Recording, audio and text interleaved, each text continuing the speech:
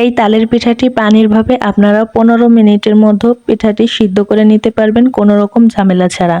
বিসমিল্লাহির রহমানির রহিম। আশা করি যে যেখানে আছেন ভালো আছেন। আমার চ্যানেলের পক্ষ থেকে সকলকে জানাই শুভেচ্ছা অভিনন্দন।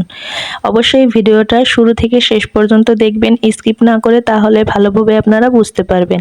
এখানে আমি তালের পিউরি নিয়ে নিয়েছি আর 10 মিনিট এটাকে আমি জাল করে নিচ্ছি মিডিয়াম আঁচে। এখানে তালের পিউরি নিয়ে নিয়েছি 1.5 কাপ পরিমাণ আর এখানে দিয়ে দিচ্ছি 1/2 কাপ পরিমাণ দালচিনি। আপনারা যে কোনো চিনি এখানে ব্যবহার করতে পারেন। চিনি দেওয়ার পরে আমি এখানে 5 মিনিট কুক করে নিচ্ছি। দেখুন চিনিতে অবশ্যই পানি গলে, এজন্য 5 মিনিট আমি কুক করে নিলাম। দিয়ে দিলাম 1/2 কাপ পরিমাণ নারকেল কোড়া, আপনারা এর চেয়ে কম বেশি করে নিতে পারেন। দিয়ে দিলাম 1 টিস্পুন লবণ। এগুলো দিয়ে আমি ভালো করে এখানে নেড়ে চেড়ে মিশিয়ে নিচ্ছি। চিনি যে পানিটা আছে এই পানিটা সরে গেলে আমরা এটাকে রেখে দিব। দেখুন পানিটা কিন্তু কমে গিয়েছে। আর এখানে আমি চালের গুঁড়া নিয়ে নিয়েছি 1.5 কাপ পরিমাণ। আমি এখন ভেজে নিচ্ছি, অবশ্যই ভেজে নিতে হবে। যখন নরমাল হয়ে যাবে চালের গুঁড়া এবং তালের পিউরিটা, তখন আমি এই ডোটা রেডি করে নিব। দেখুন চালের গুঁড়াটা কিন্তু আমি আগে দিয়ে নিয়েছি আর তালের পিউরিটা কিন্তু আমি আস্তে আস্তে অল্প অল্প করে দিয়ে নিব, যাতে এখানে ডোটা নরম হয়ে না যায়।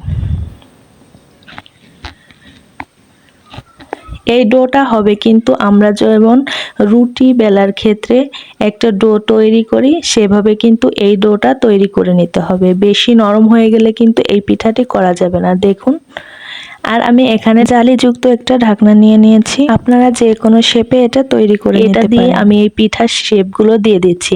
আমাদের এলাকায় এই পিঠাটিতে চুষি পিঠা বলা হয়ে থাকে। কার কোন এলাকায় কি পিঠা বলা হয়ে থাকে অবশ্যই কমেন্টে জানিয়ে দিবেন।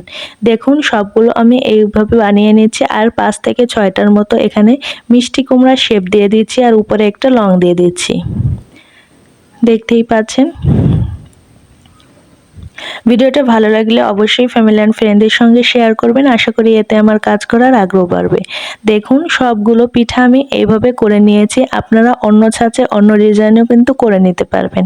আর এটাকে কিন্তু আমি এখন পানির ভাপে সিদ্ধ করে নিব আর পানিটা আমি 15 মিনিট ফুটিয়ে নিয়েছি। তারপর একটা স্ট্রেনারে তেল ব্রাশ করে নিয়েছি, রান্নার তেল। এই ফোটান্ত পানিতে এখন আমি এর উপরে ভাপ দিয়ে নেব এই স্ট্রেনারে সব পিঠাগুলো বসিয়ে। দেখতেই পাচ্ছেন এই 15 মিনিট আমি জাল করে নিব। এখন ঢেকে 15 মিনিট জাল করে ফিরে আসছি। দেখুন পিঠাটা হয়ে গেছে, তবে আর 5 মিনিটের জন্য আমরা চুলার হাত ছাড়াই বেক করে নিব। দেখতেই পাচ্ছেন সবগুলো কাঠি একদম ক্লিন এসেছে। এই তো 15 মিনিটের মধ্যে আপনাদের এই পিঠাটি হয়ে যাবে। আজ এখানেই বিদায় নিচ্ছি। সকলে সুস্থ থাকুন, ভালো থাকুন। আল্লাহ হাফেজ।